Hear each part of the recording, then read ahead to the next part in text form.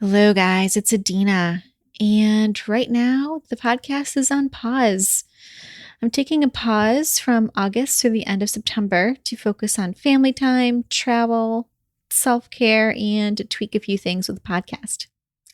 In the meantime, you may want to catch up on episodes 1 through 105 or re-listen to a few of your favorites. Don't forget to sign up for the Atheists in Recovery newsletter, and you can find the link in the show notes below. And we talk about many things in the newsletter, from my favorite books and movies and journal articles on all things related to the podcast. Sometimes they're not related, but also interesting things. We talk about journaling and relationships and how to nourish your soul. Or maybe you're interested in starting a journaling practice, and there are ways for you to do that by subscribing to the newsletter. Perhaps even liberating yourself from some of these defeating narratives. Journaling will help you do that as well. Okay, well, I will see you soon. Thanks, guys. Bye. Welcome to the Atheist in Recovery podcast, where we talk about finding hope in recovery. And now your host, Dr. Adina Silvestri. Hello, guys, and welcome to episode 49 of the Atheists in Recovery podcast. And today's episode is veering off of our normal episodes in that we are talking about sugar addiction. And so whether you are new to emotional eating or binge eating is something that you're quite familiar with, or maybe you've replaced alcohol addiction with sugar addiction. Irregardless, I think a lot of us are struggling with this, with having all of this food around and being physically isolated at this time of COVID-19. And so I thought today we would talk about sugar addiction and how to overcome it. And so we have today our guest, Johnathan Cranford, and he wrote a book. And the book is called Sugar Demons. And the book is interesting in that he takes the psychology of gaming and he utilizes that to build a program on how to kill, his words, kill your sugar demons. So that's just a little snippet. On to our guest, Johnathan Cranford. Johnathan is a level 2 CrossFit trainer and a former USA boxing coach. Like many great authors of past generations, Johnathan is also a raging addict. His recent book, The Sugar Demons, An Addict's Guide to Conquering Sugar Addiction, dives into his up and down struggle with the white substance that holds most of us in its grips. So true. With 20 years of experience in health and fitness, he decided it was time to finally break his addiction to face the consequences. Johnathan lives in Houston with his wife and 2 rescue dogs. All right, guys, on to the show. Johnathan Cranford, welcome to the show. Thank you for having me. So I am excited to have you on the show today because we are talking about sugar addiction and your book, The Sugar Demons. But before we get to the book, I want to start our conversation by asking about your spiritual background from childhood. Ooh, okay. So I am currently, I guess, what you would call agnostic. Like, I don't really believe in any organized religion that's out there. I think that, they all can't be right and they're probably all wrong to some degree. But I got there starting out as a Catholic. I remember going to Catholic school from 1st to 3rd grade, and that's how we started. And you'd think that making the jump from Catholic to agnostic would be pretty easy because, a lot of Catholics only go to church like twice a year. Everything's in Latin, so you can just kind of stop showing up. But that's not what happened. And around 3rd grade, for some reason, my parents we converted sort of to a Southern Baptist church. Mm-hmm. And I to this day, I don't know why, and I haven't asked them, and I probably won't because I don't really care. But it was like this very angry form of Christianity, as I recall. I was really young, but I remember the pastor getting yelling a lot and getting really red in the face. Like he would be screaming so loud and, talking to us about sin and hell. And it was fear, very fear-based also. If you didn't live a certain way or believe a certain way and, get saved, then, you were going to burn for all eternity. And that was probably the beginning of the end for me when I started really questioning, all of this stuff and, what it meant to be a Christian and all of that. So that went on for a while. And then around high school, I think I just started, I realized, after trying, and I really did try, after trying for a while to believe in all of this stuff and to go along with it, I eventually just was like, okay, I really don't. And so I stopped doing all of that stuff. But I don't have any issues with it. It's very positive and beneficial in a lot of people's lives. I think my own daughter is a Christian now. She and her boyfriend practice a very positive version, it seems to me, of Christianity. So I'm fine with it. It's just, the experience I had, it just wasn't for me. So I left it and I don't plan on going back ever again. Yeah. So it doesn't sound like you had a great experience with organized religion. So how did that impact your recovery? So maybe now just sort of talking about your recovery journey, I think might be helpful for the listeners. Yeah, absolutely. So I have been into an exercise enthusiast, if you will, for a long time. I played some sports growing up, and I did some personal training, and also now I'm a coach. I'm at a fitness facility as part-time. It's not my real job. I'm a school teacher, a public school teacher, but I do coach people in health and fitness, and I help them with their diets. It's just kind of a side hustle, if you will, but it's just really more of a hobby that I enjoy doing. And I've been doing that for a long, long time now, since I was in my early 20s. But that entire time, I was also struggling with sugar addiction, even though I really didn't know it. And I really didn't realize it until I was about 37 years old. And that's when it sort of all came together for me, that I had a problem, which is, sad because I guess I'm just very slow at, self-realization or having epiphanies or whatever.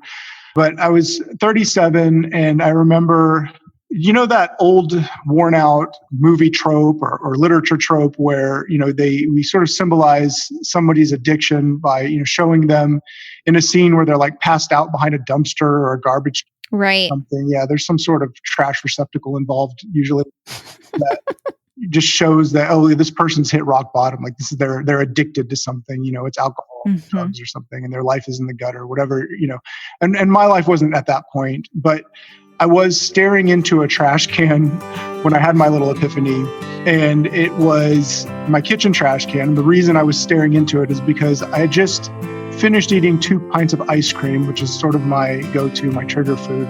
And I was trying to hide them by putting them into the trash can and then covering them up with garbage that was already in the trash can, just over them, so that my family, my wife and daughter, wouldn't see that I had eaten 2 pints of ice cream, not just one.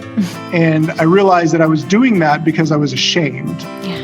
And that's when I realized, okay, this isn't normal. Like my wife and my daughter don't really care how much ice cream I eat. They don't even really understand that I have a problem. I didn't really understand that I had a problem at this point. They were just like, oh yeah, Dad eats a lot of ice cream and he's not really willing to share it, which is weird. But otherwise, I wasn't really sick or obese or anything like that. I kept in as best shape I could, but I struggled with diet and, it was hard for me. So I realized staring into that trash can, I was like, oh, this shouldn't be this hard, especially as somebody with the knowledge and background that I have.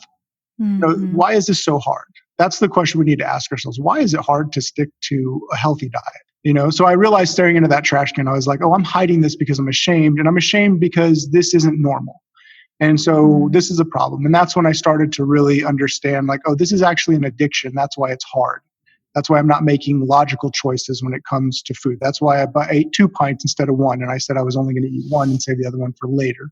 So that's when I really understood, like, okay, I have an issue now. And that's when the recovery actually began, because that's when I realized, oh, this is something I need to fight against. Yeah. And so how did that journey start for you? So once you acknowledged that you had a problem, what next? Right. Well, I was really lucky at the time because I happened to be I happened to have come across this book by an author named Jane McGonigal. She has a TED Talk, so somebody go, check her out, or you can put the link in the show notes. Yeah. But she's amazing, and she wrote this book called Super Better. And in Super Better, the reason she wrote it was because she had had a concussion and she had post-concussion syndrome, which basically means they put you on something called brain rest, where you can't do anything hardly. Like you can't really watch TV for very long. You can't read. You basically just stay in your room and don't get too much mental stimulus because it's just, it's interrupting your healing. And so you stare at a wall. If you're lucky, you look outside for, a couple of minutes a day, and it's very depressing. Her injury wasn't getting better.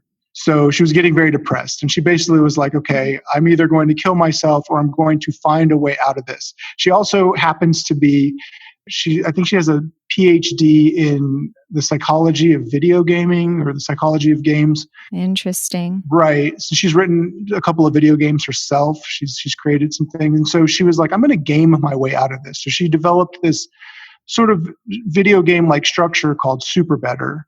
And it's amazing. And I read it and it was very inspiring to me. And so I was like, you know what, I can recover. I can do this. And so that was one of the things that helped to inspire me. And I had to come up with my own system. Mm-hmm.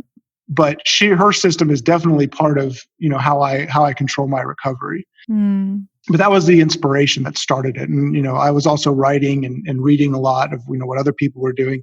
And I just kind of came up with this system on my own that works. So it's almost like instead of going the traditional route, like 12 steps or something like that, you decided to sort of write your own Bible, if you will, on how to recover. Yeah, I did. And that was part of the recovery process. It was great for me to share it. And it was amazing to get so much good feedback on it. And it was, and it is a bestseller to this day. But before I even wrote the book, I was writing blog posts about this journey. And I got a lot of feedback on that, on some of them, which is what sort of inspired the book. Okay. But yeah, my system is not 12 steps. It's about 3 or 4. Really, depending on how you attack it. But the 3 basic steps that'll get you, 80 to 90% of the way there is the most important, number 1. Mm-hmm. And I haven't seen this in a lot of other, even, people who have written other books that, on addiction or recovery. But this one really works for sugar. And that is, you need to track your cravings. Because your cravings are not random like you think they are. They're not just happening to you. Like, they're actually very predictable for the most part. For me, it was always right after I got home from work. So around 2:30 p.m. I was teaching high school at the time. So, we had a high school schedule. They get out earlier in where I live. And so I would get home about 2:30 p.m. And, after a stressful day, and that's when my first big trigger would be, like I'm having a stress, I had a stressful day. I get home, automatically I want something to make me feel a little bit better. And then my second craving of the day would usually be right after dinner. So around, 8:30, 9 p.m. So, and it's usually, I guess I would trace the trigger back to, maybe stressing about tomorrow, something that has to get done tomorrow or else, that kind of feeling, which we all experience. So a lot of people right now, just from hearing that, are like, oh yeah, you can just track your cravings. Some of you can do it just without even having to write anything down, or you just do it in your head. You're like, oh yeah, that's me. So, for me, it was right after work, right after dinner. And then on weekends, it changes a little bit. You have to track those also to kind of, figure out your weekend schedule. Anytime your schedule changes, your cravings are going to change a little bit too. How would you recommend tracking your cravings? Because I feel like the average person is going to forget a lot of what's happened throughout the day if they don't somehow write it down or track it. Well, that's the number one thing. Yeah, write it down. Yeah. You need to keep a spreadsheet. If you're a spreadsheet person, that's a great way. Just make a little spreadsheet real quick. And then, if the first week of your recovery, is just tracking your cravings, not even fighting necessarily or trying to, avoid succumbing to your cravings, but just writing it down. So if you had a bad moment and you ended up eating an entire package of Oreo cookies, which I've done many a time, then just write it down. It's okay, but keep track of that. And you will see a pattern. Eventually, it will not take more than a few days. Okay. So write it down, make a spreadsheet, however you want to track it is fine. And then, from there, your step 2 is you need now a plan and replacement foods, because you can see the cravings coming now, right? Mm-hmm. So before you had cravings, before you tracked your cravings, it was very binary. You were either in the middle of a craving and you were in that seeking mode, or you were not in a craving anymore, or you were just either in or out of the craving, and that was it. Mm-hmm. And now you have a before. Now you've got a 3-part thing. You've got before the craving, during the craving, and after. And a lot of the before stuff, you can kind of head off those cravings, which is really powerful. But you do that by having your replacement foods ready.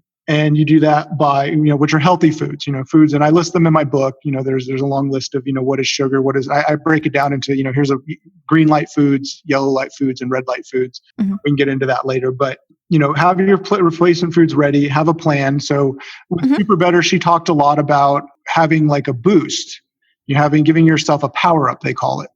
And so that's part of my, having a plan is, before the craving even starts, maybe give yourself, take a supplement or do something that boosts you emotionally, gives you a positive feeling, like listen to a powerful song that you love. Or, something, it can be a physical thing, do 10 push-ups, drink a glass of water, take a supplement, anything that just gives you a mental boost going into it. And then you go, okay, well, now I did that. I feel ready to take this on. I know the craving's coming. Now I'm going to eat a healthy meal so that when the craving strikes, I'm already eating something or, I'm about to eat something, whatever that's healthy and better for me. And after you eat something, you're typically you're pretty much through the craving at that point, usually. If you need to do something else, you find that's not working, then, you need to have another part of that plan that, gives you even more resilience. If you have to go brush your teeth right after or, stand on your head, whatever it is you have to do, you'll figure it out. But just having a plan gives you a lot of power and resiliency. So the other part of that is number 3 is control your food environment. And this actually is also really, it kind of goes back to when I said, have replacement foods ready. You can't really have replacement foods ready if you're not controlling your food environment. And what I mean by controlling your food environment is this.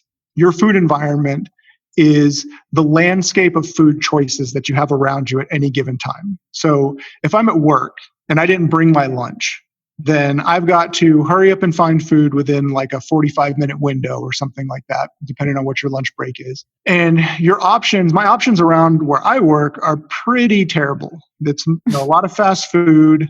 There's a few places that you could get something healthy, but you also have to realize that you're human and you're always going to follow the path of least resistance. So my program takes willpower and discipline and all that out of the equation because I don't rely on it. Willpower doesn't work. Agreed. So you have to really head it off by controlling your food environment. So what I do instead is I meal prep once a week, and I try to keep it as brief as possible because I know people get scared when they hear the word meal prep, like, oh my God, I have to cook, it's so hard, but it doesn't have to be. It's really easy. You don't have to be that elaborate with it. You can be if you want to, but you don't have to. So I carry a lunchbox most places, if I know I'm going to be eating at some point and, while I'm out of the house. And, I have already prepped healthy food with me. So if I'm at work and I have my lunchbox, like it's the path of least resistance is, just go into the lunchbox and eat your food. Yeah. Actually, it takes more work to go off away from your job and go get something than it does just to heat up in the microwave, which you already have. So meal prep is part of it, but it doesn't have to scare you off. You can do it, and I can show you how to do your entire meal prep in 1 hour. That's one of the main parts of the book is like get everything done in an hour. If you want to be more elaborate and do something, a little bit more fancy or whatever, then you can take more time if you choose to, but try to make it as simple and basic and easy as possible. And then, the way you control your food environment at home is you just don't have sugar and processed foods in your home, which a lot of people, that's like the first step for a lot of people, just get all that stuff out of the house. So the meal prep is the one that's usually the biggest hump for people to get over. But I will say this, and I think I say it in the book, that anybody who tells you different, that you can get through this, using willpower and without having to do some sort of prep or cooking is usually that's somebody trying to make money off of you or sell you a fad that isn't going to work. I'm going to be honest with you and say, if you don't do the work, if you don't cook a little bit once a week, even if it's just an hour to get that, meal prep done, then you are going to succumb to your environment at some point. And that's a fail. And, we want to minimize those as much as possible. Yeah. So I like that. So step 1 is track your cravings. And you recommend getting a spreadsheet or just some way to track it. I'm sure there's an app. There are apps you could do that as well.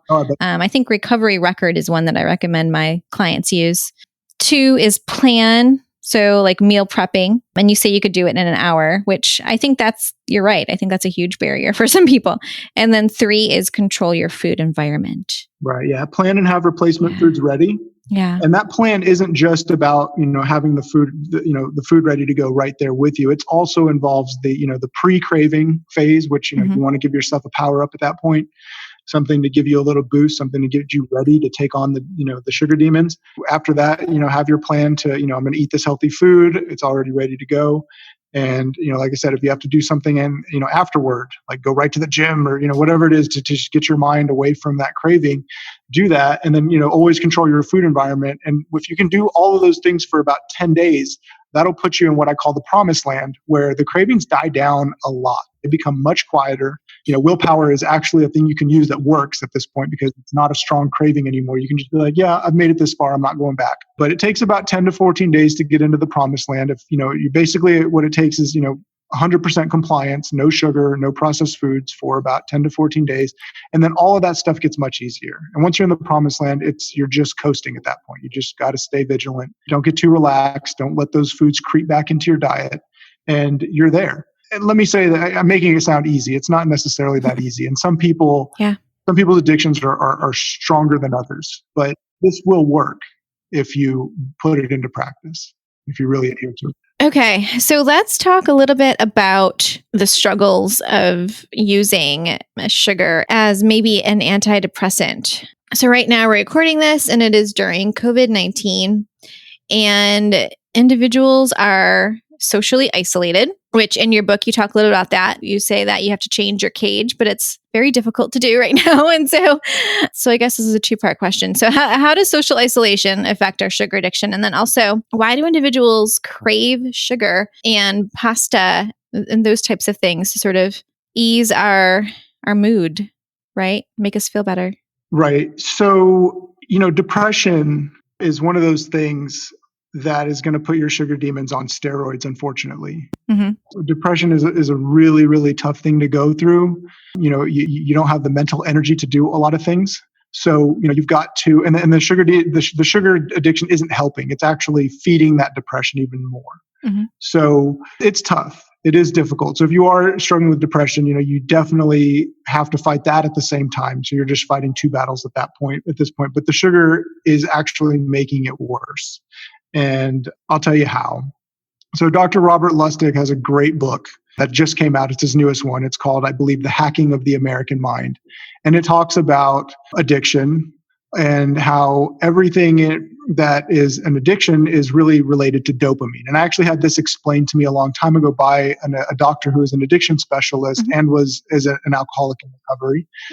And the way he described addiction to me was, he said, basically, every time you do something that your body interprets as beneficial to your survival, your brain releases dopamine. It's like a reward signal. That's what dopamine is. It basically tells you, hey, you did something good. So here's some dopamine. Here's like a good feeling. And so you eat a healthy meal, you get about a 40% increase in dopamine in the brain. And it tells you, hey, you did something. You're going to survive the next day. You're going to be able to produce offspring. It's an evolutionary mechanism, if you will, that keeps you alive. It's designed to keep doing the things that are sustaining you. If you have a glass of wine, alcohol affects the brain by, increasing dopamine by, I think, about 60% or something like that. It's probably different for everybody. Hugging a family member, that increases dopamine and some other chemicals in the body like oxytocin. But those are all things that are beneficial to your survival, except for the alcohol. But if you're an alcoholic and you have a glass of wine, that might increase the dopamine, a couple 100%. Because your brain is rewired, right, over time. And so, cocaine is a 200% increase in dopamine across the board. I don't know what heroin is. I know that crystal meth is like a 600 to 800% increase in dopamine. So it's just a huge signal that tells you, like, it's an artificial signal, because crystal meth is not good for you, obviously. We all know that. It's one of the worst things for you. But your brain doesn't understand that. It just gets this signal and, gives you this large dopamine increase that's going, hey, this is great for you. You need to keep doing this. And over time, whether it's alcohol or crystal meth or food, those signals, they start to rewire your brain so that even though you consciously know that you're doing something that's bad for you, your brain is making that, whatever the bad thing is, more important than those other things that you need, like healthy food and the love of your family and, a job, things like that. And that's how addicts are made. And it happens with food the same as it does with any other drug. So that's what you're fighting against here. And, dopamine isn't really what you're after when it comes to happiness. Dopamine and happiness are two very different things, which is what Robert Lustig's book explores, Hacking the American Mind. That's what it explores, is that, dopamine we've made very cheap in this country. You can get it on tap, essentially. You can go get fast food for super cheap. You can watch whatever you want on the internet, for, the price of an internet connection. You can get dopamine a lot of ways, and it's very inexpensive and cheap in this country, but it's not the same thing as happiness. Mm-hmm. Happiness is related to something else. It's a little more serotonin related. Having excess serotonin isn't necessarily the best thing for you either. It's a little more complicated than that, but dopamine comes at the cost of happiness, essentially. So pleasure, you're basically talking about dopamine is pleasure, happiness is, serotonin and some other chemicals, and they interfere with each other. So basically you can get pleasure easily in this country and cheaply, but it comes at the cost of happiness. So when you're just feeding your depression with more and more dopamine, right, you're actually going backwards. You're actually stopping yourself from getting better, from finding your way back to happiness. So you have to fight that. And that is really part of your struggle with addiction, or with depression, I should say, is, you've got to get this addiction under control so you can also get the depression under control. Right. Thank you for that. So as we sort of wrap up today, I thought maybe we could talk a little bit about what to do next, right? So what would you recommend that we do in light of this physical distancing and not being able to get to see our loved ones, or because addiction is the disease of isolation? There's an author named Johann Hari. He wrote a book called Chasing the Scream. And he wrote that addiction isn't the opposite of sobriety. I think addiction is the opposite of connection.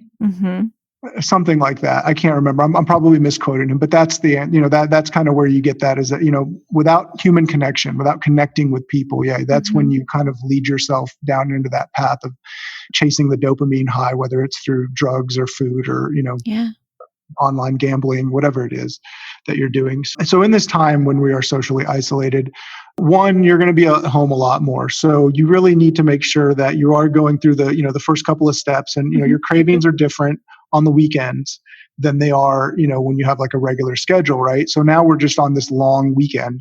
It's a never-ending weekend. Yeah. Some of us, yeah. So your cravings are going to be different. So make sure you know where your cravings are coming from, the when and the where, so that you can at least, have a plan to fight them. That's step one right there. Step two is I put at the, that's getting to the promised land. So, get to the promised land. Track your cravings, have your replacement foods ready, control your food environment, have a plan. Get through the first 14 days if you can, and get to the promised land where the cravings die down so much that that's not the issue as much anymore. Now it's just about, staying compliant. So, and then I have, that's the majority of the book. That's like the first several chapters of my book, is just getting to that point, because that's the hardest part. But then I switch over into the last chapter and I talk about where you said changing your cage. Yeah. I go into this little acronym I invented. I think that's AIM, A-I-M, and it stands for, activity, isolation, avoidance, and mindfulness. So the activity part is it's basically just a blueprint on how to live a little bit more of a focused life, I guess you could say, something that, make your life a little bit more enjoyable intentionally. So how do we do that? Well, with activity, you should be doing something. You shouldn't just be laying around watching as much YouTube as possible. I know that's hard to do with depression, but, having some sort of activity. For me, obviously, it's exercise. I've been doing that forever, and that has been known to fight depression, to be very useful in a battle with depression. So, do some sort of activity. It doesn't have to be intense exercise necessarily. Walking around your neighborhood is an activity. Gardening is an activity. Doing anything where you're just using your mind and your body together. Do something. Plan your day out to where you have a little bit of that every day. Something where you're actually moving. That's the number one. That's the first part of AIM, activity. Then the second part is isolation avoidance. Unfortunately, we're right in the middle of, a thing where we kind of are forced to be isolated. Yeah. That doesn't mean, you can't still connect with people. You can still do it online, but don't go into the necessarily social media where you're connecting, and there's like some sort of, negative rhetoric or something going on. You're just picking up the phone and calling your grandparents, make it a point to like verbally reach out to people over, the phone is better. We don't really use the phone anymore. I know this because, if I want to talk to my daughter, I have to basically do it through text now. So, but actually picking up the phone and just checking on somebody. I actually made a list a few months ago when this started. I was like, what, I'm going to reach out via phone to just one person a day that I haven't talked to in forever. Mm-hmm. And just to be like, hey, I just calling to check on you. And, I didn't manage to do it every day, but I tried to. That's awesome. That was very powerful because people were just like, oh yeah, hey man, thanks for checking on me. Thanks for seeing how things are. So, that's something you can do to fight the isolation. You'll feel better just for, just calling out to reaching out to somebody, anybody. You can have Zoom meetings with people, even though we're all sick of those, I'm sure, if you're, you're having to do them for your job. But, there's ways to reach out. And social media is probably the worst way to do it. Mm-hmm. So I would avoid that. But, just reaching out via text or phone, preferably phone, as close as you can get to actually talking to another person one-on-one. That's going to be your best bet right now. So, mm-hmm. If you can't face-to-face meet with people, just go with the next best thing. And, that's not Facebook. That's not Instagram. That's not Twitter. That is picking up a phone and calling them or setting up a Zoom with them or something. Mm-hmm. And then the mindfulness thing, that's another thing. I would schedule some of that every day too. Yes. Schedule some reaching out to one person a day if you can, and schedule a little bit of mindfulness. And, in mindfulness, I give you guys several ways to do that. There are several free, apps out there that you can, check on that you can use. I like the Headspace app, but that's a paid app, even though they do offer, I think, portion of it for free. So mm-hmm. you can get started for free, but then you have to pay after a while. But there's other stuff out there. There's like breathe.com or zen.com and a few other things that are free, and plenty of things on the internet and YouTube that can teach you how to just sit quietly with your thoughts. And if you're not into that, cool, do some yoga. You can do, that can be activity and mindfulness together. Yeah. I've never been a big fan of yoga, but there's a few also, there's several apps out there that are free and some that are paid. I give both options in my book. But, plan some of that because, when you're doing any sort of mindfulness activity, you're really just taking care of your operating system. Mm-hmm. Your brain is your operating system, and you're working on that functioning properly. And, there's some stigma about all of these mental health issues that we have, whether it's addiction or, negative self-talk or, whatever it is that's wrong with your operating system. We're ashamed to talk about it, but it's the most important thing ever. Mm-hmm.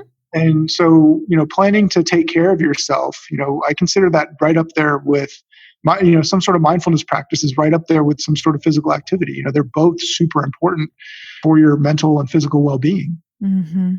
Yeah. Well, that sounds like a good place to end. So, Johnathan, how can people best find you on the social and find your awesome book? Sure. So my book is on Amazon. Mm-hmm. You can find it. It's titled The Sugar Demons, An Addict's Guide to Conquering Sugar Addiction. That's the only place it's sold, unfortunately, but it is you can get a paperback or an e-version of it. The ebook version is, I think it's priced as cheap as I could possibly price it at $2.99. Mm-hmm. So, and if you order the hard copy, it's $6.99, I believe. So that's the best place to find the book and the only place to find the book, to my knowledge.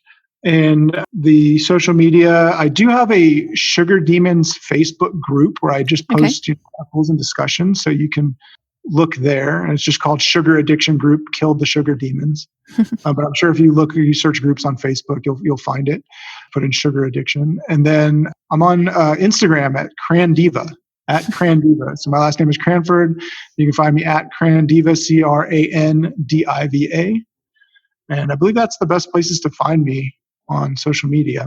Yeah. So I'm also on Twitter. It's just Johnathan Cranford. Johnathan Cranford. Okay. Sounds good. All right, Johnathan. Well, thanks again for being on the show. Yeah, thank you for having me. Thank you for listening to the Atheists in Recovery podcast. For more great info and to stay up to date, head over to atheistsandrecovery.com.